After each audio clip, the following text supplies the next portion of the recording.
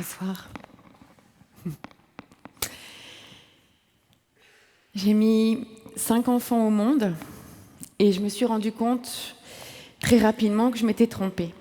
Enfin, pas d'avoir mis les enfants au monde, ni même d'enfants d'ailleurs. Je me suis trompée dans la façon que j'ai eue de les élever.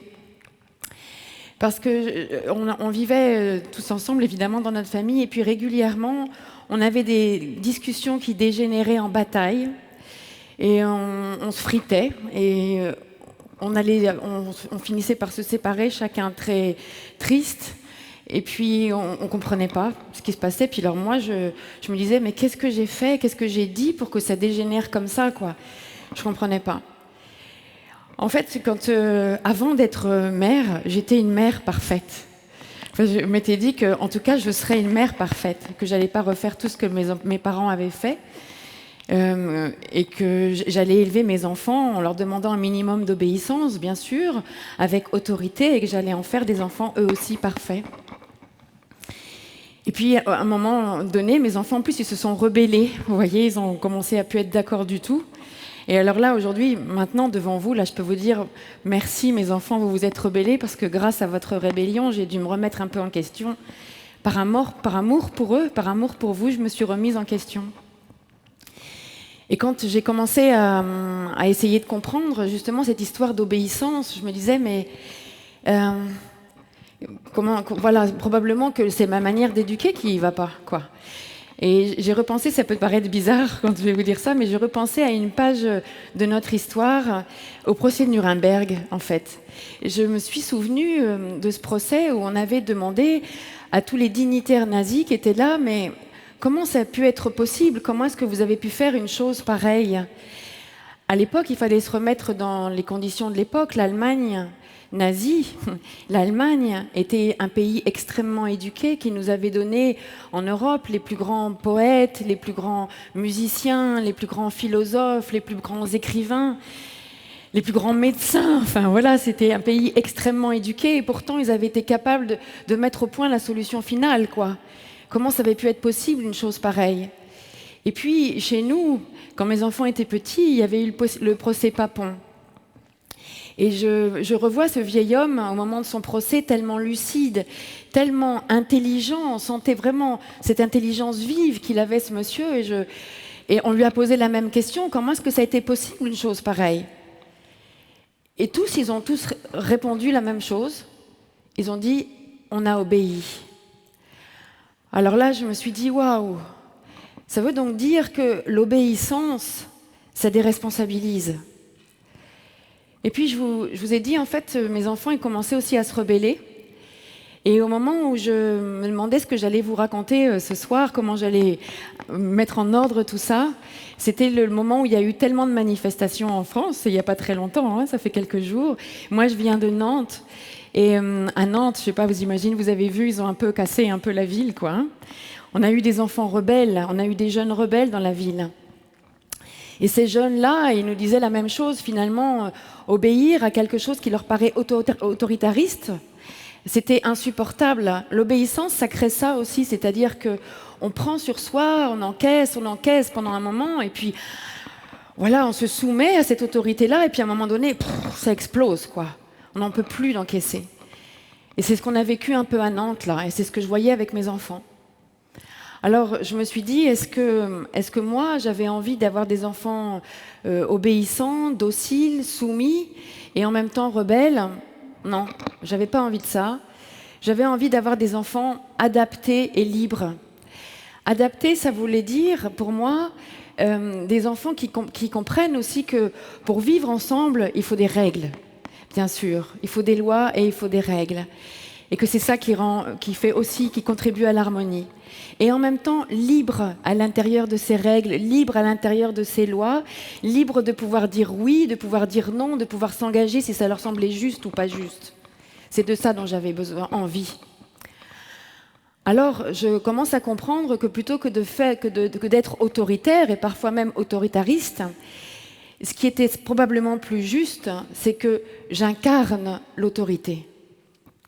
Waouh, mais ça c'était un sacrément grand programme. Ça voulait dire d'abord commencer par me connaître moi, qui j'étais moi, quelles étaient mes valeurs, qu'est-ce que j'avais envie d'incarner vraiment, quel était le sens de ma vie.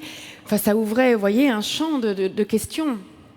Alors je commence ce travail personnel et en même temps je reprends des études et quand ça commence à bouger, tout bouge autour de soi. Et j'ouvre un cabinet de psychothérapie, j'accompagne des parents, des enfants, des adolescents, des instituteurs et des profs. Et je m'aperçois, vous savez, on voit toujours mieux, j'imagine un adage que vous connaissez bien, on voit toujours mieux la paille dans l'œil de son voisin que la poutre dans le sien. Et je vois bien chez les jeunes que je reçois là quelque chose d'autre aussi qui découle de l'obéissance, c'est le vide de sens.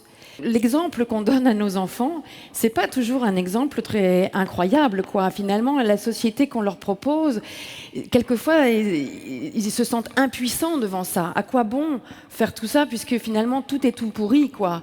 L'écologie, c'est pourri, il y a du terrorisme partout, il y aura pas de boulot quand on sera grand, puis de toute façon, à la limite, même s'il y avait du boulot quelque part, je suis pas assez bon pour le faire, alors ça marchera pas, quoi.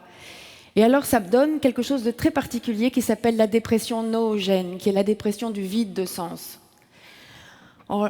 L'obéissance, ça mène à ça. Alors, je me dis vraiment, moi, ce que j'ai incarné, ce que j'ai vraiment envie d'incarner, et ce que je vais proposer aux parents qui travaillent avec moi d'incarner, ça va être la congruence. La congruence, vous voyez, c'est comme un maçon qui aurait son fil à plomb, qui va lui donner sa verticalité. La congruence, c'est de travailler sa propre verticalité. C'est le fait d'être vertébré soi-même, le fait de pouvoir dire « Ok, je sais qui je suis, je connais mes valeurs, je sais ce que j'ai envie de dire et je sais ce que je vais incarner dans ma vie de tous les jours. Je connais l'exemple que je vais donner. » Ça, c'est pas toujours très facile, hein. Parce que quand mes enfants, justement, sont devenus adolescents et qu'ils sont allés voir leurs copains, quelquefois, vous savez, dans notre société consumériste, il y a des choses qui sont simples, faciles. Alors que quand on veut incarner des valeurs, il y a des valeurs qui sont difficiles à apporter, quoi. Alors j'avais des enfants qui, quelquefois, me disaient « Waouh, mais nous, on aurait préféré aller habiter chez notre copain. » Et même un jour, j'ai entendu une chose horrible. J'ai entendu, mais moi, je préférerais avoir elle comme mère. Voilà, ça c'est dur. Et puis, ce que je comprends autre chose en même temps, c'est que, ok, donc j'avais quitté l'idée que j'allais être parfaite comme mère, donc j'étais donc imparfaite, donc j'avais le droit de faire des erreurs. Mais si je faisais des erreurs, à ce moment-là, il se passait quelque chose.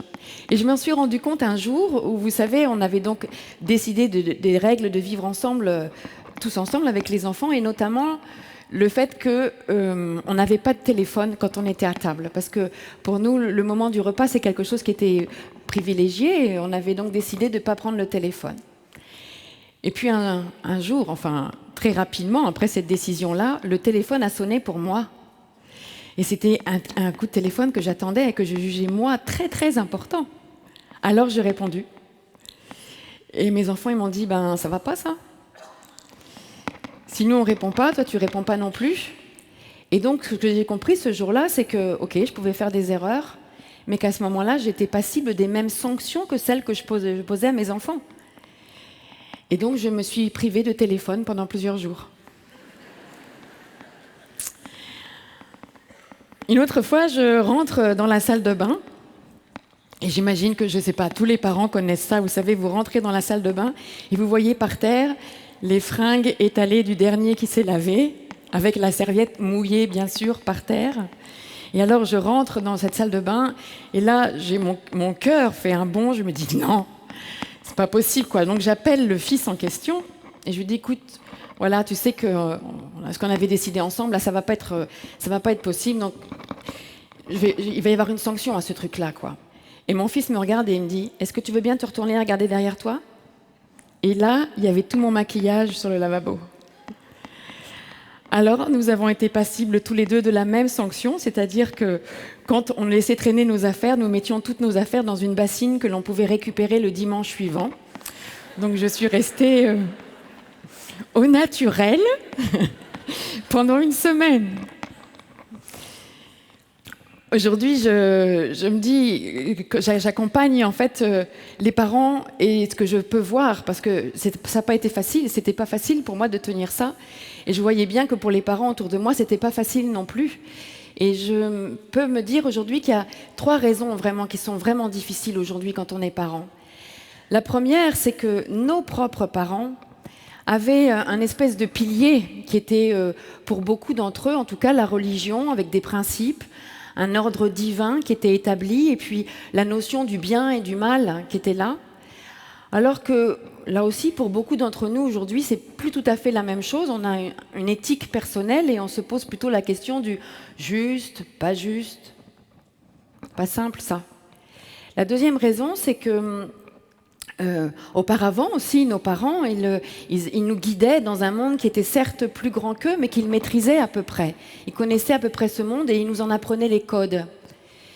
Et puis aujourd'hui, vous voyez, voilà, un couple, enfin un papa avec qui j'ai travaillé avec son fils. Et voilà ce qu'il m'a expliqué un jour. Tu comprends, aujourd'hui c'est bien compliqué parce que aujourd'hui c'est nos enfants qui nous apprennent. Ça s'appelle l'inversion des lignes de transmission du savoir. Alors, comment faire autorité quand ce sont nos enfants qui nous apprennent? Et puis la troisième difficulté, c'est que souvent on est seul, tellement seul dans ce monde où notre travail nous envoie aux 4 coins du monde quelquefois, et en tout cas aux 4 coins de la France bien souvent, et qu'on est loin de nos familles, loin de nos racines, loin de ce qui pourrait nous aider à être soutenus, quoi. On est tout seul. Bon. Aujourd'hui, j'ai un petit peu de recul par rapport à ce que je propose dans l'éducation. D'abord parce que moi-même, je suis grand-mère, mes enfants sont grands. Et pendant que je vous écrivais, là aussi, je reçois le coup de fil du patron d'un de mes enfants qui me dit, on parle de certaines choses, et puis à un moment donné, il me dit, vous savez, vraiment, ce qui est vraiment chouette avec votre fils, c'est qu'il a des valeurs et qu'il les incarne. Et alors, moi qui me posais la question, finalement, qu'est-ce que j'allais vous dire? Peut-être, ça m'a donné cette légitimité-là. Oui, en fait, nos enfants, du coup, ils incarnent ces valeurs-là, quoi. Et les parents que j'ai suivis, maintenant, j'ai suivi plusieurs milliers de parents à travers toutes les conférences que je peux donner, les mails aussi que je reçois par rapport aux livres que j'ai écrits, ou alors les ateliers, ou le travail en individuel. En fait, maintenant, ça fait plusieurs milliers de personnes que j'ai suivies et ils me disent la même chose. Qu'est-ce que c'est chouette de savoir qui on est? Qu'est-ce qu'on a envie de transmettre? Qu'est-ce que c'est chouette, parce que quand en fait ça souffle fort, le vent dehors, quand nos enfants nous bousculent, quand nos enfants viennent nous chercher dans des endroits qui sont tellement sensibles pour nous, alors quand on est vertébré, quand on sait où on va, vraiment ça aide. Ma fille, en rentrant d'un de ses voyages, m'a dit « Maman, tu sais, la plus belle chose que tu nous as donnée, c'est que tu nous as donné des racines et des ailes. » Et je me suis dit, est-ce que je peux recevoir un tel cadeau, alors que je me sentais tellement souvent une piètre mère, quoi. Et ce que je comprends, c'est ça aussi dans ce qu'elle me dit, c'est, tu sais, je sais qui je suis libre à l'intérieur du cadre que tu nous as posé, je suis libre de pouvoir m'engager quand j'ai besoin, je suis libre de pouvoir dire oui, de pouvoir dire non. Je comprends ça dans ce qu'elle me dit. Et je me dis que le siècle qui vient, il a besoin d'avoir nos jeunes, d'avoir nos enfants, eux aussi enracinés, eux aussi avec du sens, en ayant trouvé le sens de leur vie, en pouvant incarner leurs valeurs et en pouvant dire de grands oui et de grands non dans le siècle qui vient. Merci.